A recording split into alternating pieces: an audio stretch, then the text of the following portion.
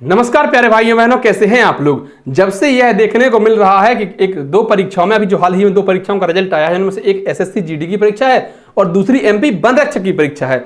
इनमें अभ्यर्थियों के पूर्णांक से अधिक अंक प्राप्त हो रहे हैं। कहते हैं कि नॉर्मलाइजेशन के कारण ऐसा हुआ जिसमें किसी अभ्यर्थी के 100 से अधिक अंक या 100% से अधिक अंक आ सकते हैं, साथ ही साथ 0 से कम अंक भी मिल सकते हैं उसको नॉर्मलाइजेशन के बाद।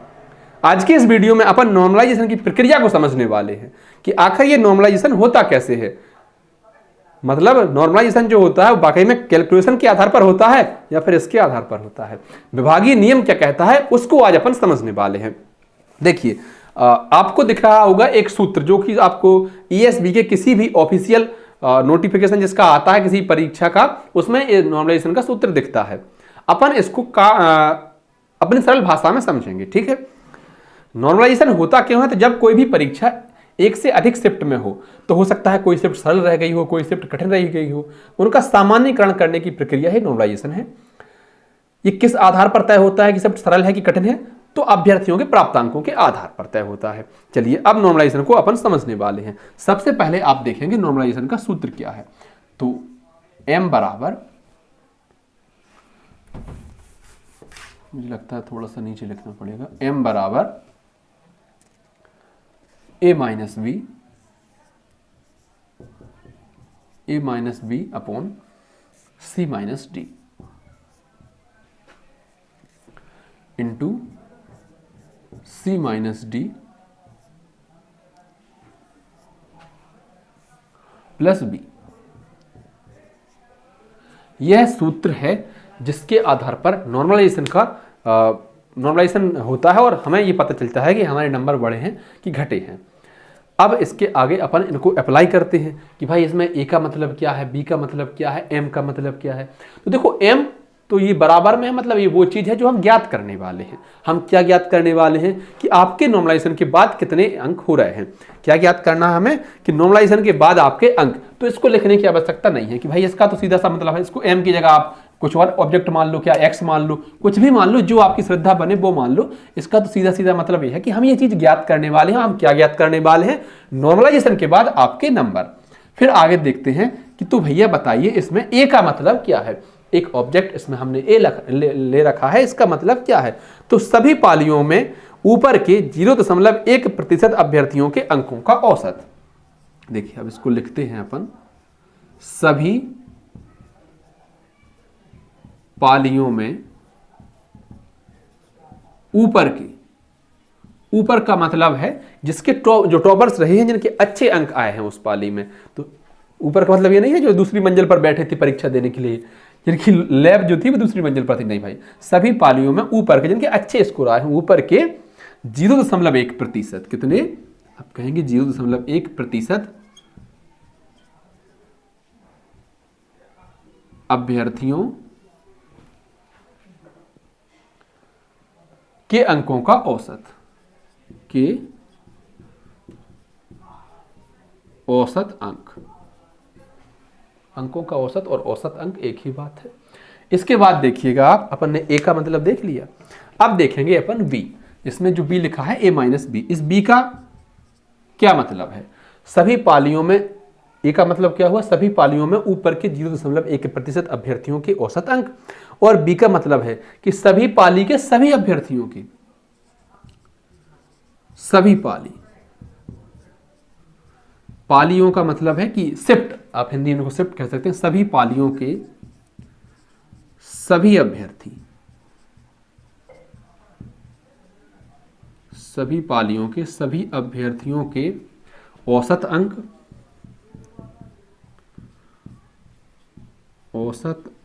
और उनके मानक विचलन का योग। मानक विचलन का योग। देखो, जब से ये खबर आई है कि प्राप्तांक जो है वो पूर्णांक से अधिक हो रहे हैं, अभ्यर्थियों को 100 से भी ज्यादा नंबर प्राप्त हो रहे हैं, तो बहुत सारे अभ्यर्थियों का कहना है कि नॉर्मलाइजेशन की प्रक्रिया खराब है। पर मेरा मानना यह है कि नॉर्मलाइजेशन की प्रक्रिया खराब नहीं है, इसमें पारदर्शिता का अभाव है। भाई जैसे हमारे नंबर बढ़े हैं कि घटे हैं, हमें इससे मतलब नहीं है।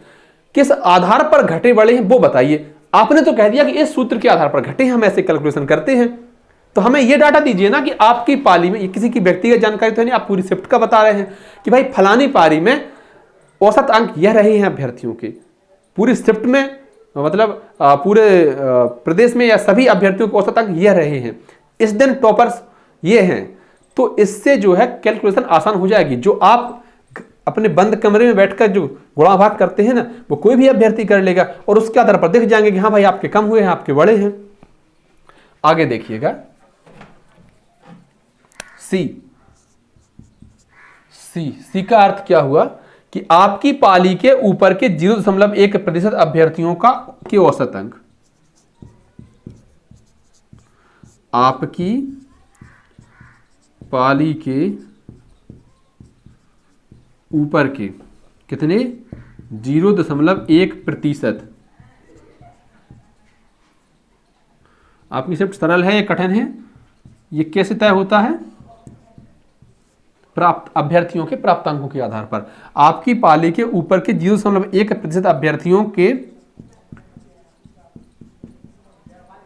औसत अंक, और चौथा इसमें जो ऑब्जेक्ट है डी, ये तो शायद सही से विजिबल नहीं है ना, ये भी विजिबल ढंग से नहीं है, ये तो खत्म ही है।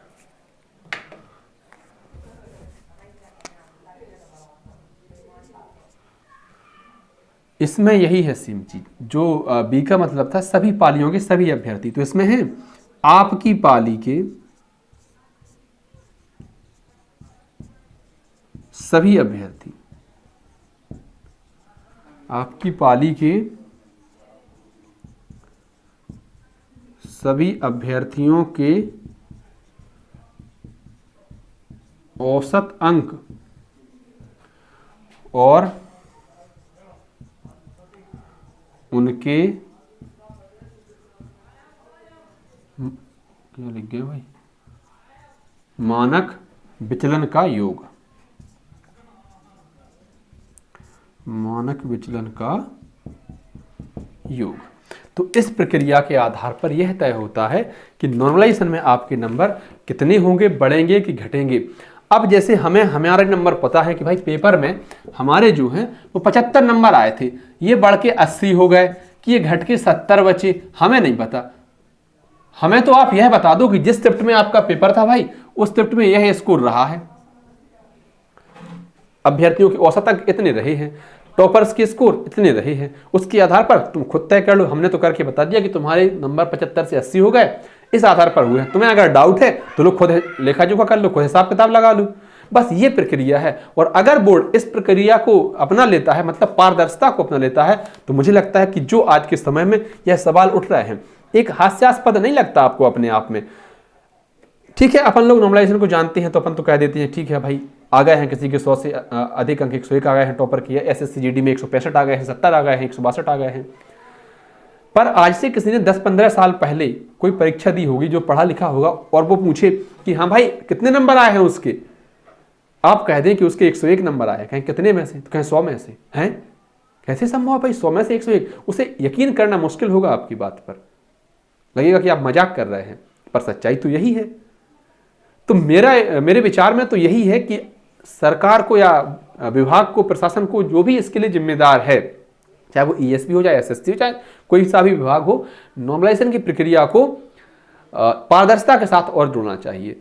जैसे आप कहते हैं ना कि जब एग्जाम में पेन लेकर आए तो भाई ट्रांसपेरेंट पेन होनी चाहिए, पारदर्शी पेन, पारदर्शी बोतल।